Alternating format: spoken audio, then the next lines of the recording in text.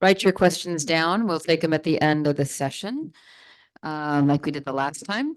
Dr. Pennington is going to come back up now and talk about the emerging role of circulating tumor DNA in GYN cancer treatment. For those of you who are patients here, some of you know that we've been starting to do the test that we call Signatera or Natera, which is just a test that looks at the DNA from your specific tumor's cells and personalizes a quantitative test in your bloodstream to look for whether or not there's circulating DNA from your own tumor in your bloodstream. And it's very new on the market and not yet FDA approved in many settings. So we asked Dr. Pennington to give us some updates on that.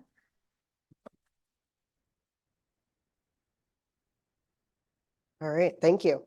So this one does have more scientific speak, so to speak, as I was asked to give a patient talk and a doctor talk, but I will also do my best to explain things as I go. All right. So we'll talk about the what and the why of liquid biopsies, and then the potential utility of liquid biopsies in cancer care with a focus on GYN cancers. Sometimes there's not a lot of data out there on GYN cancers yet, and then I will pull from other disease sites and what we know in other sites, although you have to be really careful extrapolating. And so you saw this slide earlier this morning, this promise of precision oncology that we can target everyone's treatments based on their own very specific cancers.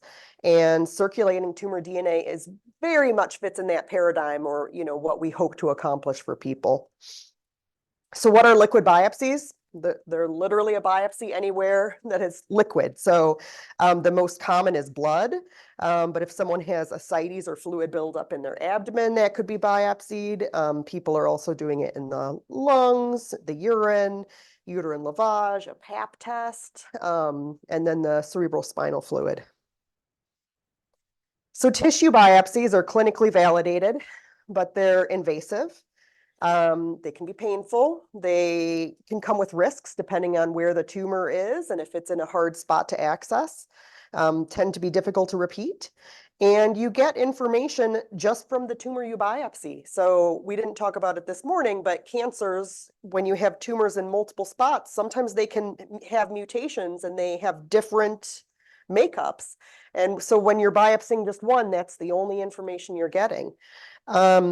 Some sites simply are not amenable to a biopsy, and it is not practical to do repeated biopsy after biopsy after biopsy. And so liquid biopsies, I think you can see, could be really promising that they're not invasive, they're easily obtained, they could be very easily repeated, and it can detect, material shed from multiple tumor sites. So, it's in your blood, and if you have multiple different tumor sites that have tumor heterogeneity, potentially you could capture that with one liquid biopsy. And so the potential is that they could be obtained serially for screening or determining therapeutic response, assessing for minimal molecular residual disease. Some disadvantages at this time is that they're not always consistently or prospectively validated. As Dr. Hope was saying, many of them are not yet FDA approved. They can be technically challenging. Very low amounts of tumor DNA are shed into our bloodstream, so that requires a whole set of technology to be able to detect those. There can be reproducibility concerns from different assays or vendors. And then, tumor material may not be shed homogeneously from all sites. I'll talk a little bit also about DNA alterations that may be confounded by chromatal hematopoiesis, which is not from your cancer. It's a separate finding in your blood. And so there's several different components of liquid biopsies, and the one I'll be focusing today is on circulating tumor DNA. But you can also have cell-free RNA, you can have circulating tumor cells, exosomes, platelets, which can have material and information. All of these are shed due to apoptosis, necrosis, cell death, and secretion. And so now kind of talking about cell-free DNA. So this is found in bodily fluids. In healthy individuals, cell-free DNA concentrations can become more elevated after tissue damage, so intense exercise, inflammation, surgery, or radiation. So that's relevant for us as we're thinking about testing these things, trauma and pregnancy. And then the circulating tumor DNA is only a fraction of the total cell-free DNA. So we have cell-free DNA from lots of sources that are not cancer, just from our normal cells in our body. And then only a small fraction of that is from circulating tumor DNA. And it's actually really variable, where it can be anywhere from 0.01% to rarely a really high fraction, but usually a very low percent. And that's actually really dependent on cancer type, the tumor biology, location, and disease burden. So I give caution when we extrapolate from, colon cancers or melanomas that might behave in a very different way than, say, ovarian cancer, that all of that's going to influence our ability to detect these things through these tests. Circulating tumor DNA has a very short half-life, which is actually an advantage that you could get kind of more real-time information. We actually have started learning that we have cancer-associated mutations found in non-cancerous tissues, and this happens more and more as we age. So we can have these mutations that you typically think of as cancer mutations, but that aren't yet cancer and might never become cancer in our skin, our esophagus, and our blood, and multiple other places. And so we're learning more about this, but this is that concept of clomadal hematopoiesis that I was sharing, which is that, we can have these mutations, in different places, but our body is controlling them and preventing them to take that last step to cancer. But you can detect those with liquid biopsies. And so depending on what type of assay you're using, it might not be able to say, oh, this is a clonal hematopoiesis just, in our blood. This isn't actually a P53 mutation in our ovarian cancer. And so you don't want to get confused by that if you're trying to make treatment decisions. And so there's two main different types of assays for circulating tumor DNA. The one on the right here is a tumor agnostic platform. And so that's deep sequencing.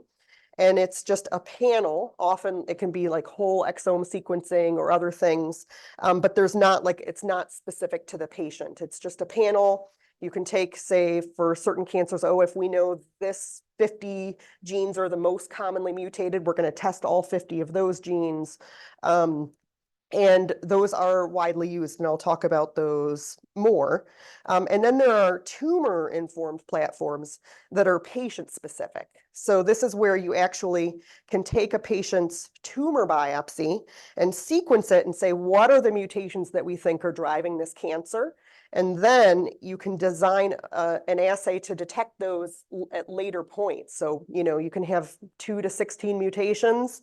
And then you can say, well, how are the cells that carry those getting more? Are they getting less? And so that's patient specific. And they each have their advantages and disadvantages.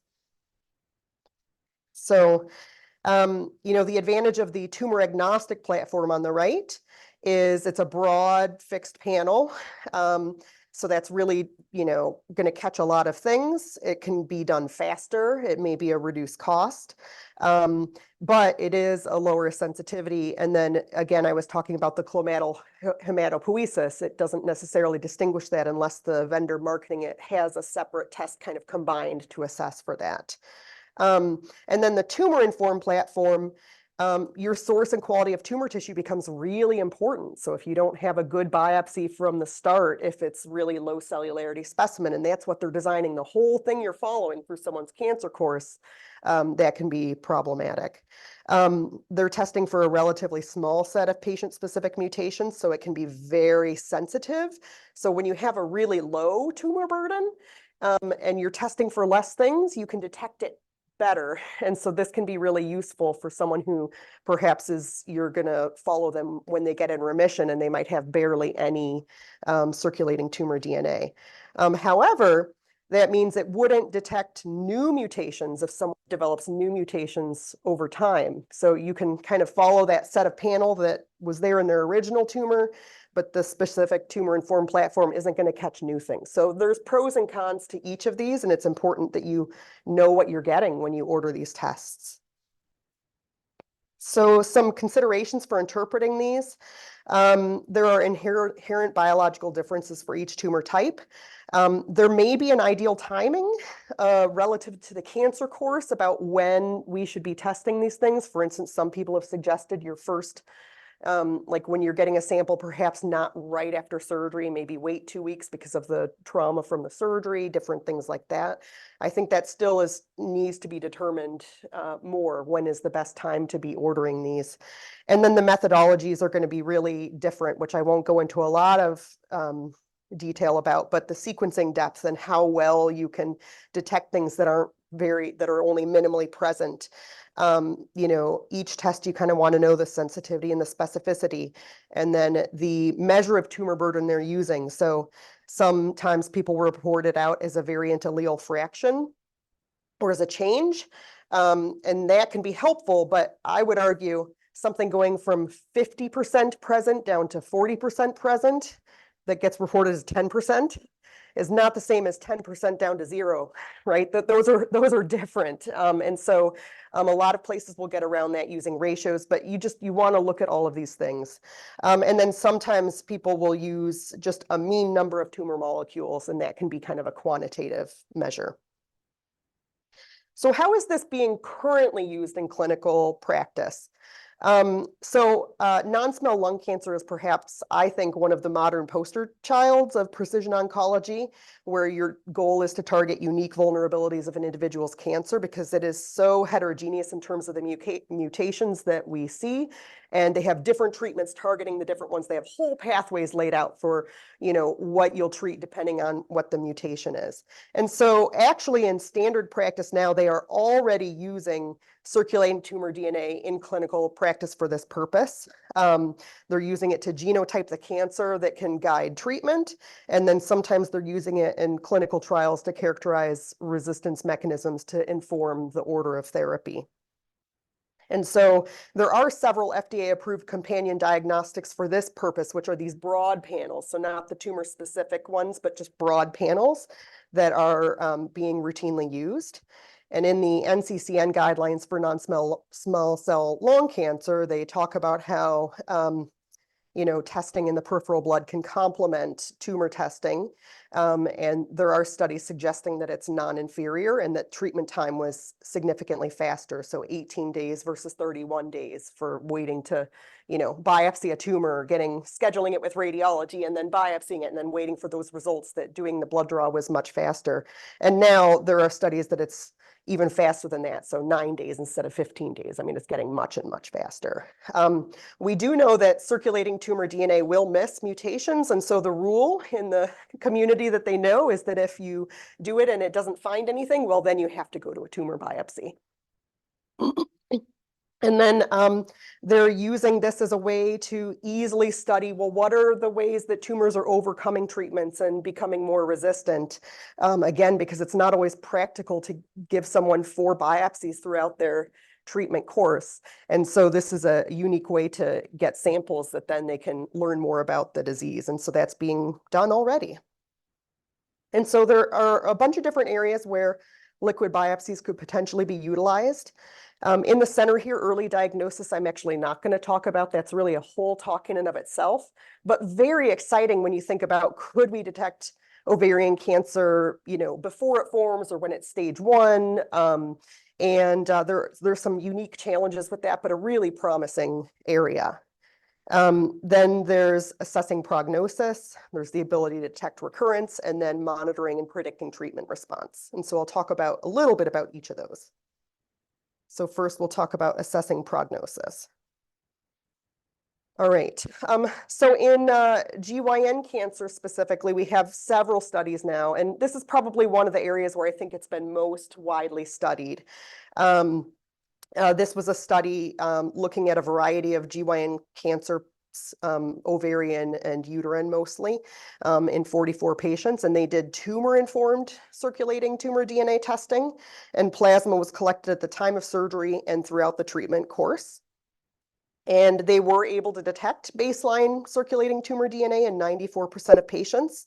And for patients who had undetectable circulating tumor DNA at 6 months, which roughly correlates to when people would have finished their surgery and their adjuvant chemo for a lot of these diseases, they had significantly improved overall survival and progression-free survival compared to people who still had detectable circulating tumor DNA.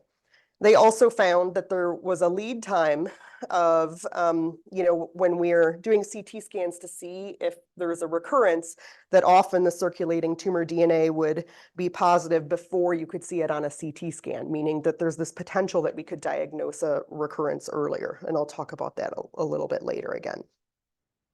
In cervical cancer, so HPV, again, is one of the main causes of cervical cancer. They used liquid biopsies to look at HPV genotype-specific DNA levels in 75 patients who had locally advanced cervical cancer getting treated with chemoradiation therapy with curative intent.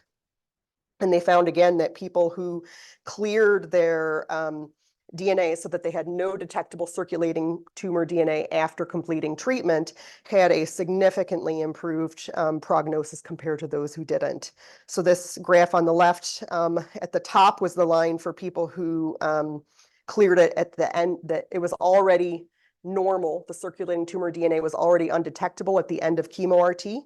The middle line is people who it went down, but maybe not zero, or it took longer to clear. And then for anyone who had an increase is the curve on the bottom. And so 2-year progression-free survival of 82% for undetectable versus 15% detectable, really significant difference. They also found a median lead time from first positive HPV ctDNA test to identification of relapse through clinical detection was 5.9 months. A range of 0 to 28 months. And, I don't think we necessarily yet know what to do with that information. So, the Outback trial suggested that adding chemo after chemo RT didn't improve outcomes. I don't think many of us would jump to a very radical surgery like an exoneration just on the basis of circulating tumor DNA right now. I wonder now, with us incorporating immunotherapy upfront into chemo RT, if this might be an application where we could say, well, if they've already cleared their circulating tumor DNA at the end of chemo IO radiation, maybe we don't need to continue their IO, but we don't know yet. So I think it's promising, but. And then this is one of the largest studies of 143 patients with ovarian cancer who had tumor-agnostic circulating tumor DNA testing with a panel of 9 genes that are commonly altered in a variety of histologies for ovarian cancer. And going from baseline to 6 months, a third had non-detectable initially. People converted to undetectable 50% of the time, and 22% had persistent circulating tumor DNA detected. And persistence at 6 months at the end of chemo showed a significantly worse progression-free survival. And that was predictive regardless of clinical stage, primary debulking versus neoadjuvant chemo, maintenance therapy use. And they found that among 32 patients with persistent positivity, 91% were found to have disease progression. In 94% of those patients, it was the same mutation that they had detected in baseline samples, suggesting that, maybe the tumor-specific approach does do a pretty good job, actually, even though that wasn't the approach they used here. And so I think there's a lot of interest, and we don't have data on this in GYN cancers at all yet, but there's a lot of interest to say, well, can we select people who maybe don't need adjuvant therapy after surgery? And so in colon cancer, we found that that was true. So people were randomized to either getting circulating tumor DNA that then their clinician could use to inform whether they got adjuvant therapy or not, or to not know those results, and it was just based on standard of care that people got adjuvant therapy if they met a criteria of factors. And in that study, There was no difference between the two strategies in recurrence-free survival, but people who had their ctDNA guided management, many less were able to get chemotherapy. So 15% got adjuvant therapy compared to 28% in the group that didn't have ctDNA. So that does suggest this may be a useful strategy for being able to de-escalate therapy or doing less to certain patients with a favorable prognosis. We don't have that data for GYN cancer yet. So the next area where there's interest in using this is in detecting recurrence. And so in one study of 66 patients with stage 1 through 4 ovarian cancer using a tumor-specific panel, they found, as kind of has previously been demonstrated, that persistent ctDNA positivity is correlated with survival. And then they also found, so looking at patients who had had surgery and then prior to adjuvant chemo, and then they got it every 3 months, that for patients who had persistent ctDNA, 75% recurred, as opposed to for one patient out of 8 who did not have persistent ctDNA, 13% recurred. So these are really small numbers, right? Like, it's encouraging, but really small numbers. And then they did a cohort also looking after adjuvant therapy was completed. And, when they had bigger numbers here, 5 out of 5 patients, 100% who had persistent ctDNA did recur. I would add caution at that. There are other studies where we don't see that. And in fact, I will say I have a colleague who was treating a breast cancer patient who had persistent ctDNA, and it's been 2 years since her ctDNA has been persistent. Her CT scans have all been clear. So a lot of caution, I think, in how we use these results until we get a lot more data, even though I think the concept makes a lot of sense. In this study, they only detected ctDNA in patients who had a recurrence. And on average, that recurrence was detected, or the ctDNA became positive 10 months before they were able to find it on a CT scan. So it sounds really good to pick up a cancer earlier when it recurs, but we do have a large study in the past showing that using CA-125 also can pick up recurrences earlier, but that that didn't improve overall survival. And so again, I am not sure yet.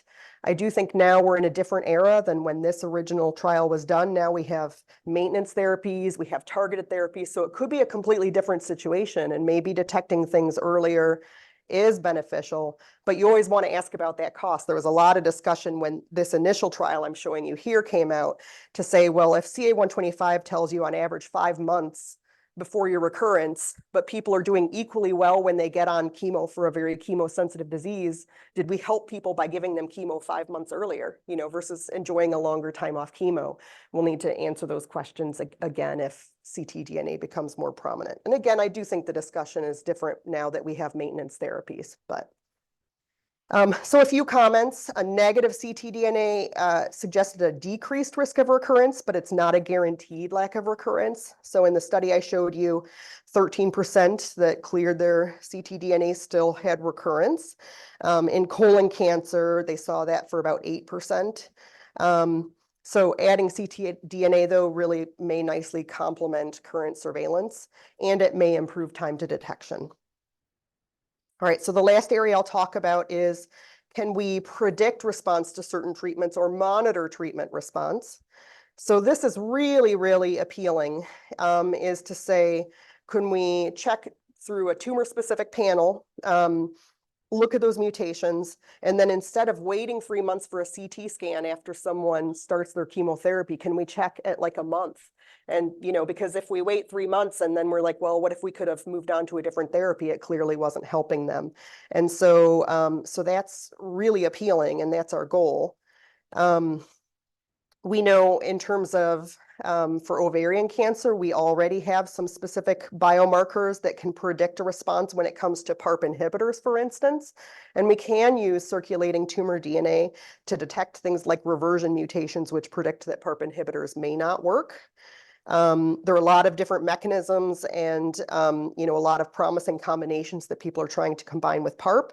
And so people, this one study, for instance, in the EVOLVE trial, which was looking at treating PARP after a PARP progression, did show that ctDNA can detect some reversion mutations, and it also was able to find other novel mechanisms of PARP inhibitor resistance. So that moves the science forward to help us find more treatments. So we're already using it in that way. I think, monitoring treatment response. So we don't really have any data in GYN cancers, although there'll be some abstracts I hear coming out at SGO this year presenting on this. But ctDNA changes after one cycle may correlate with treatment response. And so in this study, for instance, in non-small cell lung cancer, again, we have to be cautious when we extrapolate from other cancers. 62 patients getting pembrolizumab immunotherapy, 45 had detectable ctDNA at baseline that then they could use to follow. And if a patient had a significant decrease in their ctDNA after a month, that correlated with a much higher rate of having a complete response or a partial response to immunotherapy compared to stable disease or progressive disease. And here's the waterfall plot for that.